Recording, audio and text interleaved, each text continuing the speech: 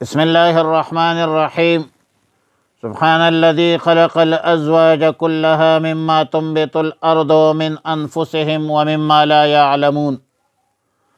پارہ 23 سورہ یاسین، رکوع 3، آیت نمبر 36-37۔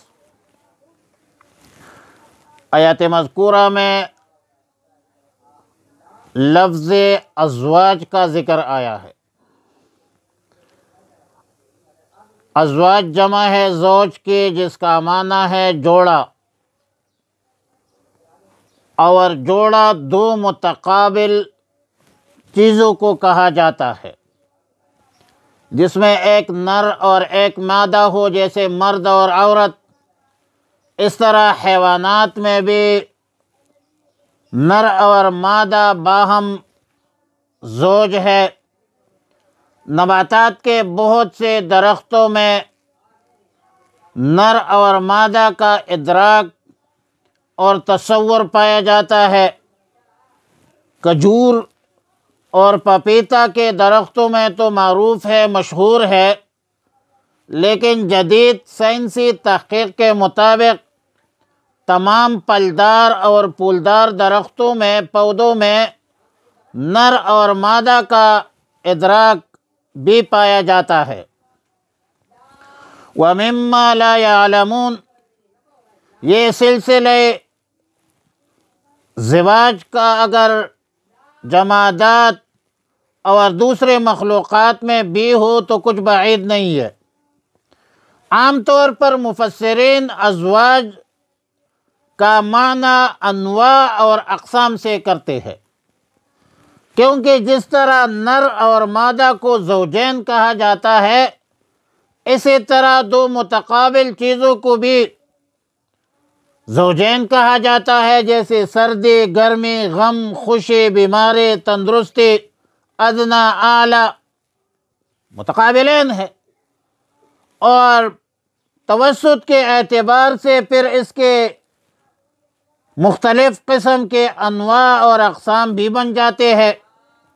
اسی طرح جانوروں میں، انسانوں میں رنگ، نسل، زبان، طرز معاشرت، طرز معیشت، طرز سیاست کے اعتبار سے بہت سارے انواع اور اقسام پائی جاتی ہے۔ مما تنبت الارض میں نباتات کی انواع اور اقسام کا بیان ہے، اور ومن انفسہم میں انسانی نفوس کے انواع اور اقسام کا بیان ہے۔ ومما لا يعلمون میں ہزاروں لاکھوں مخلوقات شامل ہے جو آج تک عالم انسانیت پر منکشف نہیں ہوئی ہے۔ اللہ تعالیٰ کو پتہ ہے کہ زمین کے تہ میں، سمندروں کے تہ میں، دریاؤں میں کتنے مخلوقات ہے۔ الغرض بہت سارے جمادات، حیوانات، نباتات سے انسان بے خبر ہے اور غافل ہے۔ پھر فرمایا وَآیَةٌ لَهُمُ اللَّيْلُ نَسْلَخُ مِنْهُ النَّهَارَ۔ نسلخ کا معنی ہے کال اتارنا، کسی جانور کے اوپر سے کال یا دوسری چیزوں سے غلاف اتارنے سے اندر کی جو چیز ظاہر ہو جاتی ہے، اس کو نسلخو کہتے ہیں۔ اور ظاہر ہے کہ اس مثال میں ایک قسم مثال ہے، اور اس میں اشارہ ہے اس طرف کہ اس جہان میں اصل چیز تو ظلمت ہے، اندھیرا ہے، روشنی عارضی ہے۔ ستاروں، سیاروں کے ذریعے زمین پر جو روشنی چائی جاتی ہے، اور جب تقدیری نظام کے تحت اوپر سے روشنی ہٹا دی جاتی ہے تو ظلمت پیدا ہوتا ہے، اندھیرا پیدا ہو جاتا ہے، اور اسی کو ہم عرف میں رات کہتے ہیں۔ بہرحال نباتات، جمادات، مخلوقات کی تخلیق قدرت کاملہ کا مظہر ہے، اور انسانوں کے لیے انعامات ہے، احسانات کا ایک سلسلہ ہے جو اللہ تعالیٰ نے پیدا کیا ہے، اور انسانوں کو نظر بھی آتی ہے۔ انسان اس انعامات، احسانات سے فوائد بھی حاصل کرتے ہیں، اور یہ سب کچھ اللہ کی قدرت کا کرشمہ ہے۔ اس طرح روشنی اور تاریکی قدرت الہی کا مظہر ہے، جس میں انسان کا کوئی عمل دخل نہیں ہے۔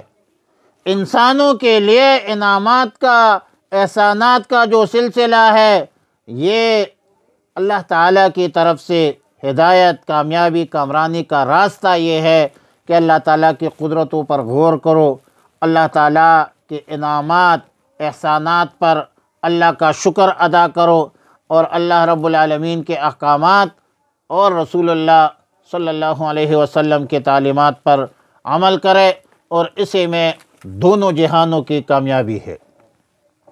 سبحان الذی، پاک ہے وہ ذات، خلق الازواج، جس نے پیدا کیا ہے جوڑے یا قسمیں، ازواج اقسام، انواع یا جوڑے، کلہا سب، مما تنبت الارض، ان چیزوں کی جو اگتی ہے زمین سے، ومن انفسہم، اور خود ان کی جانوں سے، ومما لا یعلمون، اور اس سے جو وہ نہیں جانتے، وآیۃ، اور نشانی ہے، لہم، ان کے لیے، اللیل، رات، نسلخو، کہ ہم کھینچ لیتے ہیں، اتار دیتے ہیں، منہ، اس میں سے، النہار، دن کو، فإذا ہم مظلمون، تو اچانک وہ اندھیرے میں رہ جاتے ہیں،